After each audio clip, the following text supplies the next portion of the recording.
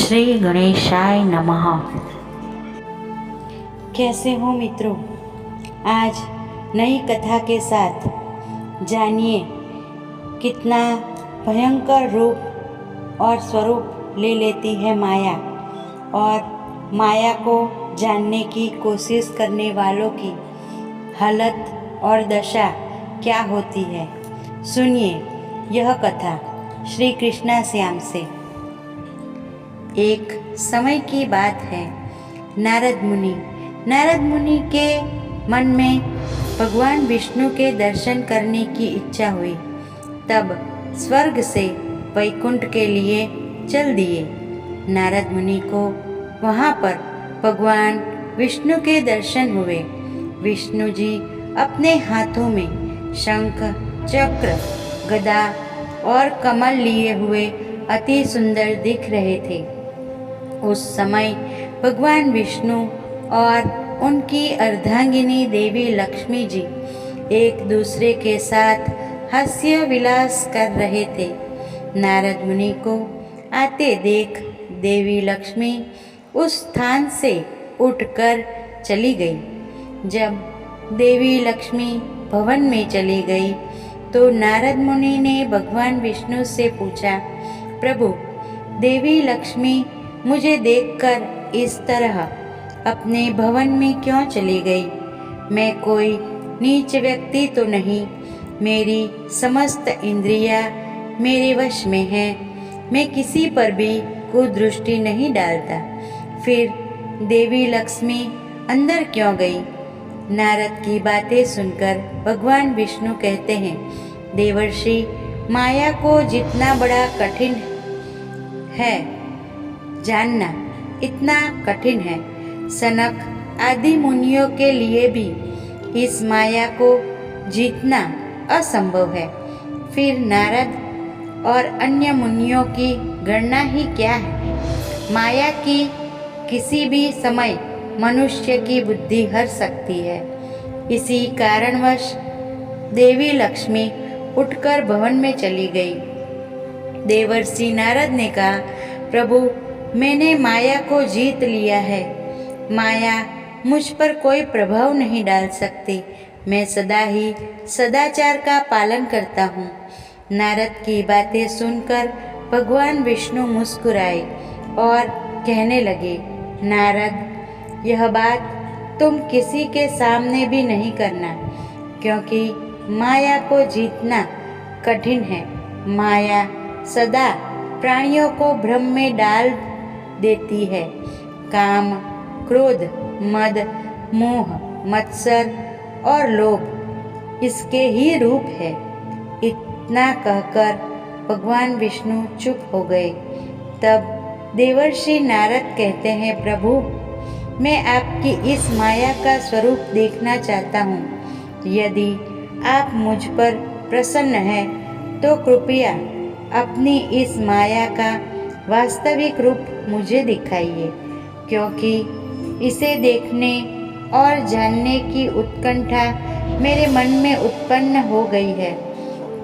इसीलिए आप उस माया को दिखाकर, समझाकर मेरे मन को शांत कीजिए।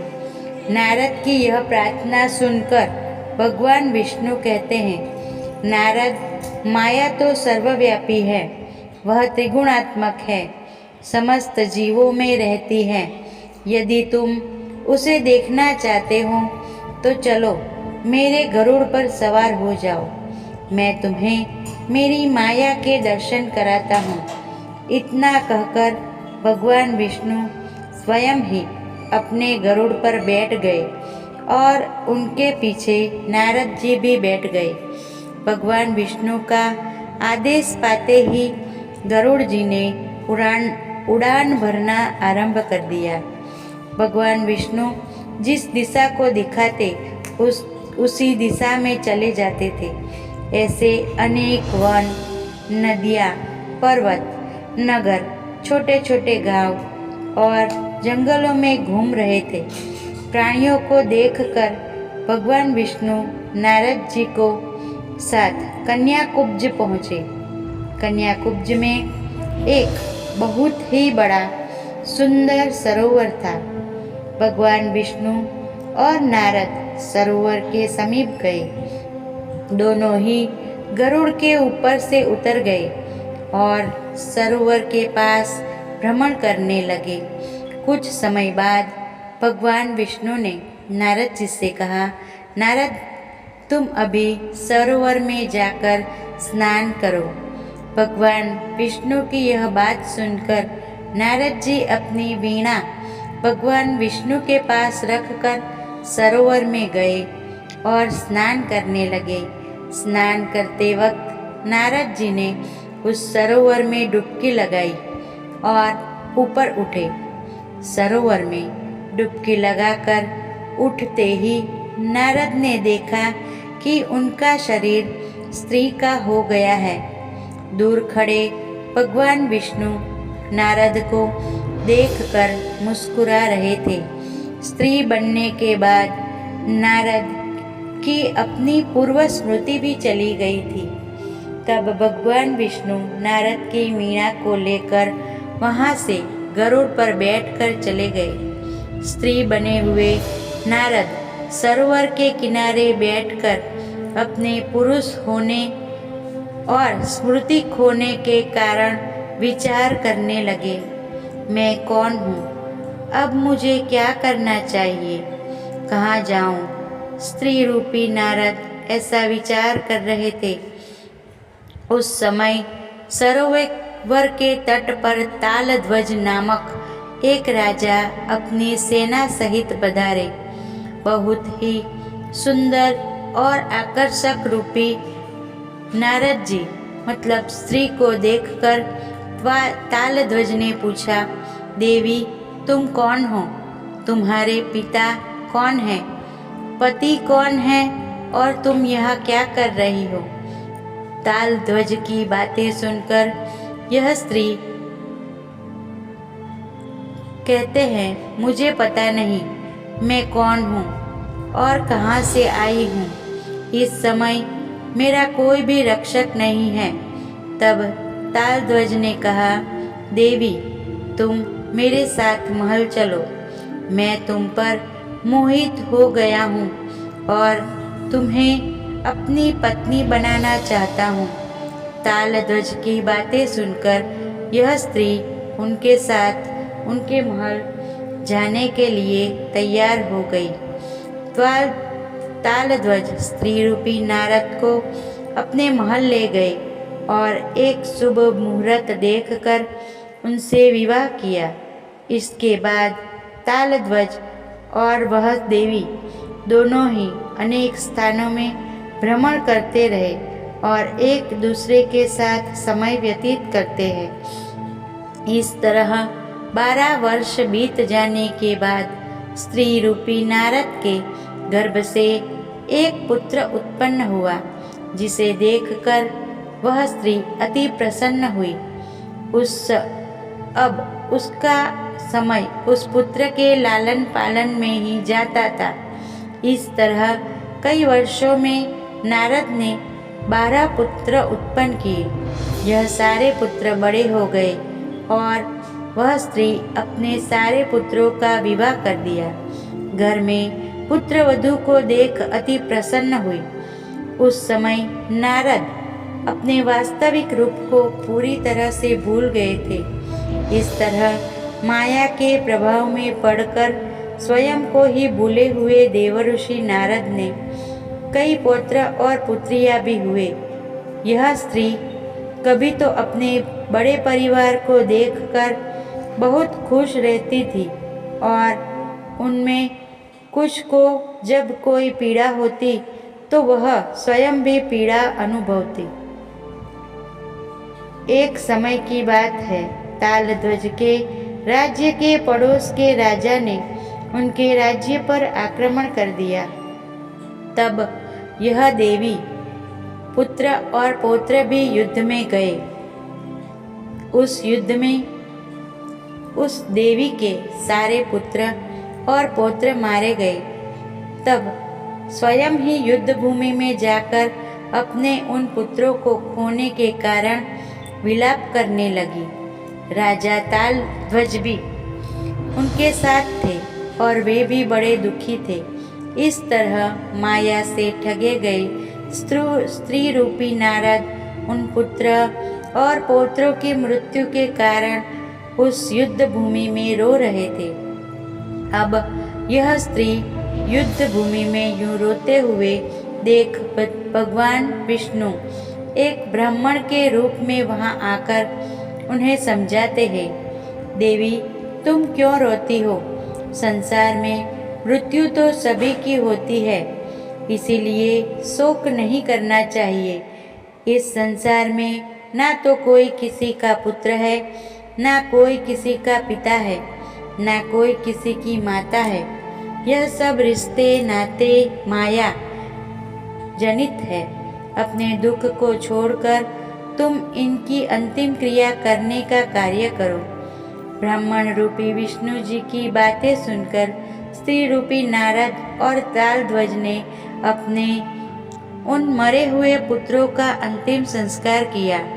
उसके बाद यह ब्राह्मण रूपी विष्णु जी ने कहा, देवी अब तुम अपने पुत्र और पौत्रों की आत्मा की शांति के लिए तीर्थ में जाकर स्नान करो। ऐसा कहकर भगवान विष्णु स्वयं आगे होकर स्त्री रूपी नारद और तालध्वज को उनके संबंधियों के साथ पुनः तीर्थ में ले जाते हैं। पुनः तीर्थ में एक बड़ा सरोवर था। ब्राह्मण रूपी विष्णु जी स्त्री रूपी नारद से कहते हैं, अब तुम इस सरोवर में स्नान करके अपने पुत्र और पौत्रों की आत्मा की शांति के लिए पूजा करो।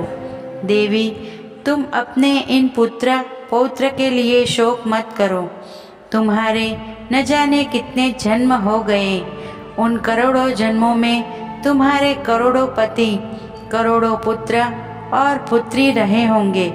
आज उन सबकी स्मृति तुम्हें नहीं है, इसीलिए तुम अपने इस शोक को त्याग दो और अपने कर्तव्य का पालन करो। ब्राह्मण रूपी विष्णु की बातें सुनकर और मानकर स्त्री रूपी नारद स्नान करने के लिए उस सरोवर में जाते हैं और पूजा करते हैं। उस सरोवर में स्त्री रूपी नारद डुबकी लगाते ही और जब उठते हैं तो वह स्वयं को पुरुष रूप में पाते हैं। धीरे धीरे उनकी स्मृति भी वापस आ जाती है। सरोवर से बाहर आने के बाद नारद को वहाँ पर भगवान श्री हरि विष्णु के दर्शन होते हैं, जिन्हें देखकर वह अति प्रसन्न हो जाते हैं। जब राजा तालध्वज देखते हैं कि उनकी पत्नी के स्थान पर सरोवर से कोई एक पुरुष निकला, तो वह विष्णु जी से पूछते हैं, प्रभु मेरी पत्नी कहाँ चली गई? विष्णु जी कहते हैं, तालध्वज इस संसार में कोई किसी का नहीं है। जिस तरह वह स्त्री तुम्हें सरोवर के पास मिली थी, उसी तरह सरोवर के पास ही तुमसे बिछड़ गई। इसीलिए तुम उसे भूल जाओ, भगवान के ध्यान में लग जाओ। भगवान विष्णु की बातें मानकर तालध्वज अपना राज्य छोड़कर जंगल में चले गए। सरोवर से पुरुष रूप धारण करके बाहर निकले हुए नारद को भगवान विष्णु मुस्कुराकर कहते हैं, नारद अब तुम्हें मेरी माया के दर्शन हो गए। तुमने देखा मेरी माया कितनी बलवान है।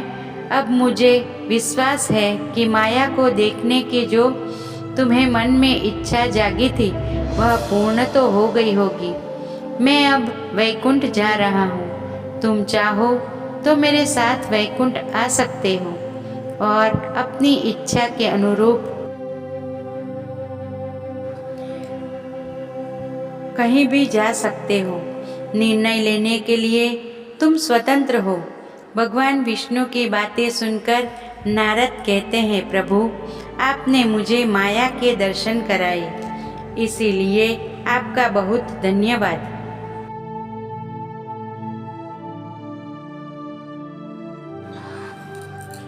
इस समय में ब्रह्मलोक जाना चाहता हूँ, आप वैकुंठ जाइए।